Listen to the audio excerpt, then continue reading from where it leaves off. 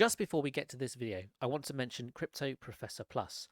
It's an exclusive premium subscription with bonus videos, technical analysis, and content available exclusively through YouTube, including the Crypto Professor Intro Investor Program, 117 videos of exclusive content and demonstrations. Click one of the links here to find out more information about this.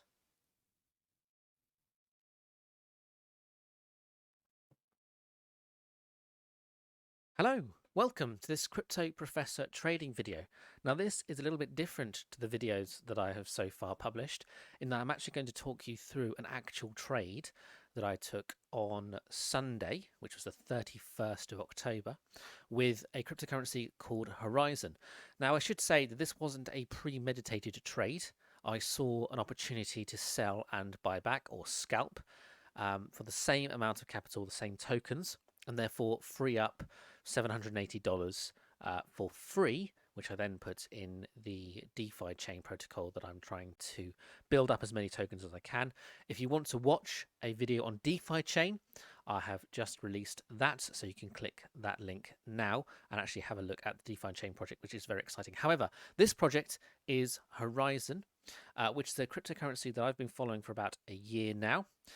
I own a masternode, which is one of the small masternodes. There's two types of masternode: a 500 token masternode and a 42 token masternode, but we'll get to that a little bit later. First of all, a little bit about the tokenomics. A very familiar number of tokens are in the total supply, 21 million, same as Bitcoin, and a market cap of around $1 billion. So that's definitely a project that is going to be with us for a while. 120 in the ranks at the moment. So what is Horizen? Well, this isn't the video to discuss what this project actually is, because it's a very complicated and sophisticated project, but effectively it's one of the most secure interoperable blockchain systems, supported by a large and decentralized multi-tier node infrastructure. So basically what that means is it's a side chain, and it's one of the better known side chains. I will release a video in due course on the actual project itself and what it's hoping to achieve, but this isn't about the project, it's about trading. Okay, so let's have a conservative look at where we are on the tokenomics at the moment and the outlook. Long-term outlook of very, very bullish over the next 5 years or so. By 2026, Wallet Investor estimates that this will be around about $460 per token. So you're looking at potentially 4 or 5 times your capital by investing in this over a 5-year time frame. So the long-term outlook for Zen is actually bullish, hence why I wasn't particularly interested in selling out and not buying back my cryptocurrencies, and I'll get to that a little bit later as to why I was a little bit not really hesitant to get back in the market. I'm not really looking for self-congratulations here. It was a very quick trade that I decided to do on the fly. I'm more interested in actually learning what I could have done better. And I'm actually going to be looking at some of my mistakes that I did in this, and hopefully you'll be able to avoid those in the future when we have a similar situation where a token like Horizen takes off, and you'll be able to make more profit than I did in this particular trade. So let's actually have a look at where I bought and sold. So I sold at $111 or thereabouts, and I rebought at 95. On a graph, that looks like this. So I sold at around about 9:30 in the morning. That's 111 or so, and I rebought at 95. You can see that those weren't the best prices to actually sell and buy. Okay, I theoretically could have sold all the way up to 128 if I'd been on the charting tools a little bit earlier. I would have been able to theoretically see that, because this dojo would have been a really good indicator that that was there. So as soon as we started to see the sell-off here, I could have got a slightly better price. So maybe 116, 117, I've been really on it. I could also look at the RSI and see that there's a divergence there. Okay, so a higher high in the actual price, but a lower low on the RSI, and that would have been a really strong indicator there that this price was temporary. Okay, and obviously when we saw this move overnight, 2 o'clock in the morning, it climbed. We're still not entirely confident as to why. I suspect someone decided to buy a lot of Zen for probably masternode, maybe buying a 500 Zen masternode or a couple of 500 Zen masternodes. And then the price started to tail off, and obviously we're now underneath where I rebought at 87 at the moment. So I could have got a better price on the buy as well, to be honest. I slightly panicked here and wanted to get back in. I was happy having made my $780, and I actually just wanted to get back in and make sure that I didn't lose my masternode if the price did continue to climb, because if we look at the technical analysis, 95 is actually a area of interest.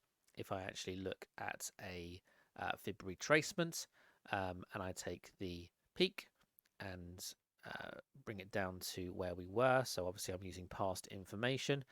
Let me just do this. If we actually have a look at that and the peak there, 95 was actually a particular area of interest if we develop it all the way back to the bottom there. Okay, so we could have theoretically hit this 95 region and bounced and continued on further if there was bullish momentum in this. Okay, I didn't particularly want to wait for the 0.236 at 87, but that was something that I had in the back of my head. In actual fact, I changed my limits in the mid-afternoon to 87.5, where I would have made $1,100, but then I alternated it and changed it back to 95. So lesson for there for changing your limits. You know, if there's a big retrace and you know you've got a really good target in mind, and you set a limit, just leave it, and hopefully in time, obviously with the markets being, you know, Bitcoin being very high at the moment, there should have been a correction down to this level, and theoretically I could have made a little bit more on this particular trade.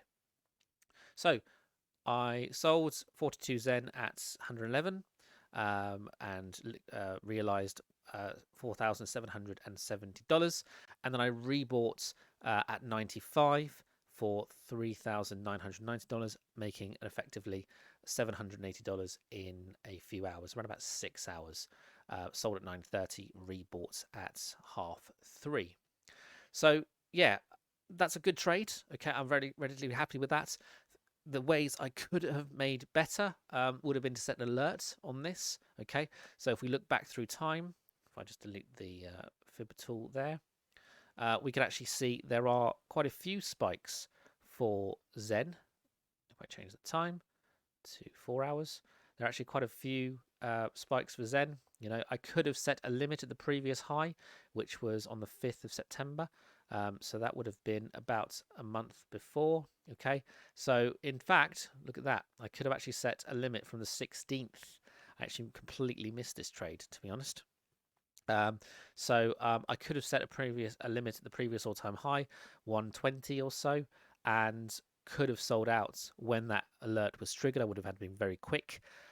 It probably wouldn't be practical because I would have had to take my coins out of my masternode, which takes 30 confirmations, each confirmation lasting about a minute. So it would have taken half an hour for me to move my tokens onto the exchange.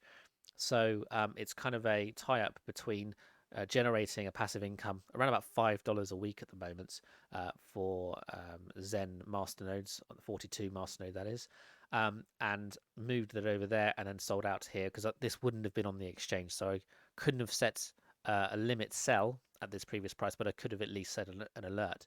So what I'm going to do now is I'm actually going to set an alert on my exchange, Binance, to actually sell out at 120. So I'll get a notification again if we do see another spike like this, and I'll be able to repeat the procedure, and then obviously look at the retrace for the consolidation of that. Okay, I could also look at the averages as well. The averages were actually around about the 95 region as well. There was another one at 87.5. So going to the averages, so adding an exponential moving average here, several of those could indicate where we are likely to drop to on that retrace. So if I'm setting let's use an hour, 1 hour, and then we want probably the 50. 50 is pretty indicative, 50 hour, and that would actually indicate where we're likely to drop to after that large spike. Okay, so there we go, 88.5. Okay, so you could use either the averages or the retrace tool to actually determine where you want to buy in again. And I would use maybe 50 or even 200 if you're feeling particularly brave about a retrace. The lowest I'd probably use is on the hour chart 21. Okay, so if you want to particularly, and that would be the 95. So that would be the area of interest that I'd be willing to enter again if I'm just looking for a really short, quick trade with minimal risk. Obviously, the larger number you use for the average, the longer it's going to be. So if you put 200 in, which is the 200 hour, then you're going to be looking at this best case scenario, which actually we did hit, so 80, 84. Okay, so ranging from 95 to 84 depending on the average. Okay, we're obviously above the average now. Okay, so we have tested below it and have climbed still, so I'm still awaiting another potential spike in this token in the future, and I've set my limit there to make sure that I've got that there as well. So in terms of masternodes, I've put my collateral back in, and I'm earning roughly $5 a week or so, $260 a year. It's not the most profitable masternode in the world, but at least it's generating something from my income that's there, and I can obviously trade it and make more. Ironically, obviously, I've made more from trading it than I have from owning a masternode.